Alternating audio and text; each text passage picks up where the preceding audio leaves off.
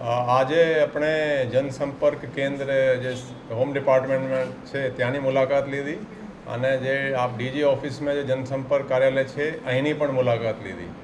એટલે આ કેવી રીતેના માણસો અહીંયા રજૂઆત કરવા માટે આવે છે, શું રજૂઆતો હોય છે, કયા જગ્યાઓથી વધારે આવે છે, એ બધી ત્યાં ચર્ચા કરી અને અમુક રજૂઆતવાળા જે આવ્યા હતા એની સાથે પણ આપણે એને પૂછ્યું કે શું તકલીફ છે.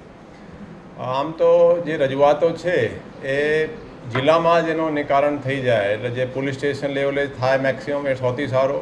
તેમ છતાં કંઈ રજૂઆત એવી નહીં સાંભળે પોલીસ સ્ટેશનમાં કે કોઈ હોય તો જિલ્લામાં પોલીસ વડા છે કે કમિશનર છે કે જોઈન્ટ કમિશનર હોય સિટીમાં, એના લેવલે નિકાલ વધારે થઈ જાય એ આપણે અપેક્ષા છે. તેમ છતાં જે અમુક રજૂઆતો અહીંયા આવે છે, કેવી રીતે અહીંયા રજૂઆતો ઓછા થઈને જિલ્લામાં જ એનો નિકાલ થાય એનો આપણે વ્યવસ્થા ગોઠવાના છીએ.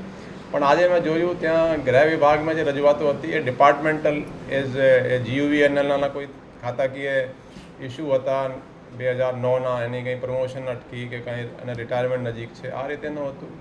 અને અહીંયા જે છે એ સુરત શહેરના એક છેતરપિંડીના 2 કરોડથી ઉપરના આ એક ઇસ્યુ છે. અમુક વખતે પોલીસ એવું પણ જોઈએ કે સિવિલ મેટર છે કે ક્રિમિનલ મેટર છે, છેતરપિંડીના કેસો એ પણ છે. પણ જે રજૂઆતો અહીંયા આવશે એમાં તરત જ નિકાલ અહીંયાથી ત્યાં મોકલીને એને નિકાલ ન્યાયિક થાય એ પણ આપણે બિલકુલ વ્યવસ્થા કરીએ.